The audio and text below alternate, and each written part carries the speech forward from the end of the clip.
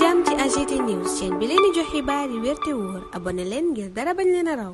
AGT News. dali nag jàmm ci chaîne bi ngeen taamul seen bopp muy AGT News. influenceur yi nga xam ne dafa mel ni ngelaw li nañ doon influencé daanaka amul benn xel ñaar maanaam si gi sàkk ci ne njiitu réew bu Sénégal ba woon Macky Sall dafa bañoon lool xarala yu yees yi maanaam réseaux sociaux yi daanaka bi mu nekkee ci nguur ak Sénégal gi loolee dafa dëkk di ko ŋàññ ndax jàpp na ni lu koy yàqal politique am la. dem na sax bay méngale réseaux sociaux yi ak jàngoro bii di cancer nga xam ne dafa nekk ci société moderne wala sax peste bi nga xam ne dafa wax àdduna. baat yooyee wane na ne kat moom jiitu réew mi daanaka bañ na lool ñi nga xam ne ñooy amal seen yëngu-yëngu ci réseaux sociaux yi mu jàpp ne sax ay samba boy yoo xam ne amuñu dara lu ñu def suba ba ngoon ñooy nekk ci xarala yu yees yi lu leen neex ñu di ko def. lu jiitu réew bu Sénégal ba woon Macky Sall am na ab bindkat boo xam ne ab italien la Umberto Eco moom lii la daan wax ci réseaux sociaux yi nee na réseaux sociaux yi dafa jox kàddu ñi nga xam ne daanaka seen xel dafa suufe lool.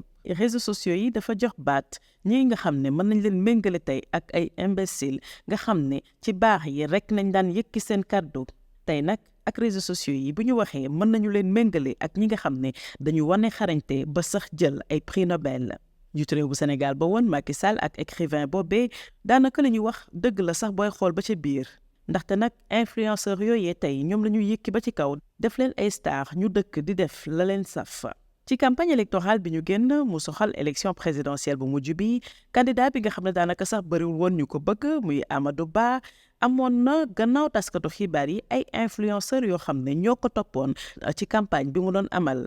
ñooñee seen warugar moo nekkoon rek jàllale ay xibaar yoo xam ne sénégalais yi ñun ñi nga xam ne dañoo jàppee ay dof doon ko waroon a nangu ngir rek mën na la woteel waaye nag résultat yi wane na ne kat ñoom dañoo lajj ba ndërmeelu ci mission bi nga xam ne moom nañu leen sasoon ñooñee sax tey mën nañ leen méngale ak ñiy duppee seen bopp ay chroniqueur nga xam ne lu leen neex nañuy wax maanaam daal ay waxi dof nañu dëkk di wax bés bi yàlla sàkk ñu leen di recruter ci ay chaînes de télévision ay site internet ñu dem sax ba nekk ay chroniqueurs attitrés loolee dafay firnde ne ñoom ci seen bopp ñoo soxla sax ku leen développé ndax nag xamuñu bay xamle lewoon ñu jàppale askan wi ubbi seen i gët ci ëllëgu Sénégal gu gën daanaka la ñuy def mooy lëndëmal askan wi ci seen bopp muy millions yi sénégalais yi nga xam ne ñooy yeewoo ci mim réew ak biti réew mu mel ni nag fii Galsen noonee la réew mi di doxee li mooy jàngatu kàccoor bi génn ci yéenekaay bi di Le Témoin. AGT News. Ces influenceurs qui influencent du vent.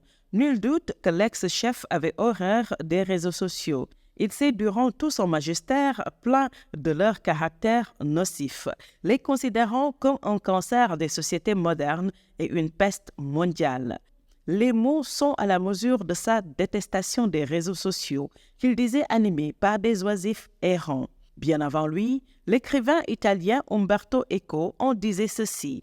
Les réseaux sociaux ont donné le droit à la parole à des légions d'imbéciles qui avant ne parlaient qu'au bar et ne causaient aucun tort à la collectivité. On les faisait taire tout de suite. Aujourd'hui, ils ont le même droit de parole qu'un prix Nobel. En fait, l'ex-chef et l'écrivain de la péninsule n'ont pas tort, surtout que les principaux animateurs de ces espaces sont souvent hissés au rang de stars et usent et abusent de ce statut usurpé.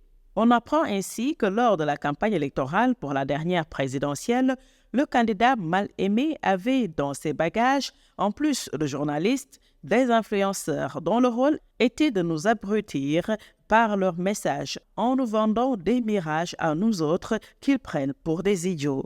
Au vu des résultats, on peut dire qu'ils ont bien réussi leur mission, vu qu'ils n'ont pas réussi à influencer grand monde.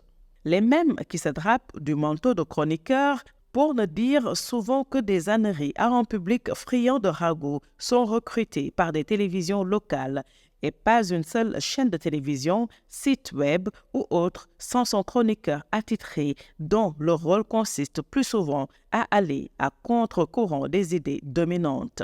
Du coup, ils ne disent que des évidences, faisant ainsi preuve de leur carence dans leur développement à dessous. Malgré tout, on leur prête l'oreille. Et dans leur délire quotidien ou hebdomadaire difficile de les retenir, eux-mêmes peinent à se retenir. En fait, plutôt que de développement lumineux, ils ne font que pérorer des approximations qui ne sont pas celles de millions de Sénégalais, Ainsi va la vie à Galsen. Telle est la rubrique de Kachorbi parue dans le quotidien Le Témoin. AGT News.